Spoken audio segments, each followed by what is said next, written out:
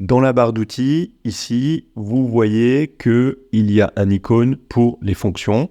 Je clique dessus.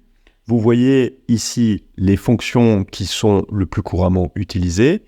Et en dessous, vous voyez des catégories qui regroupent les fonctions disponibles sur Google Sheets. Dans la catégorie toutes, vous avez ici toutes les fonctions disponibles.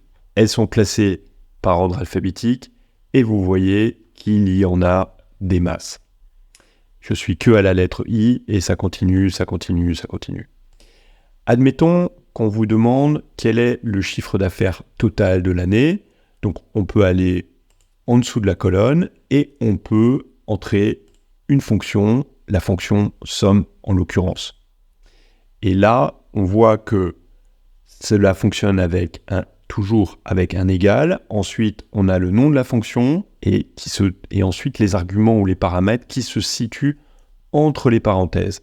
Et on peut saisir une plage de données ou une donnée, mettre un point-virgule, saisir une autre donnée ou une autre plage de cellules, à point-virgule, continuer et faire la somme de plusieurs choses. Donc ici, on a la fonction somme et on va saisir cette plage de données de la cellule C2 à C13 et on appuie sur Entrée et le total est réalisé. Alors là, vous voyez que la colonne, elle n'est pas à la bonne dimension. Je remonte en haut et je double-clique, comme je vous l'ai montré précédemment. Voilà.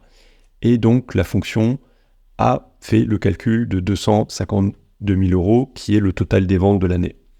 Je supprime cette information parce que vous n'êtes pas obligé d'aller dans la barre des outils. Vous pouvez directement saisir la fonction ici. Donc, comme d'habitude, ça commence avec un égal. Et ensuite, on saisit somme. Et vous voyez qu'ici, Google Sheets est assez intelligent et propose les fonctions les plus fréquemment utilisées. Et il comprend déjà qu'on va certainement vouloir faire la somme de la colonne de la plage de cellules qui se trouve juste au-dessus. Et donc, c'est la plage qui se situe entre les cellules C2 et C13. On peut le sélectionner et tout de suite, il fait le calcul. Donc maintenant, pour que on sache de quoi on parle, on va quand même mettre un texte à cet endroit-là. On va faire total des ventes.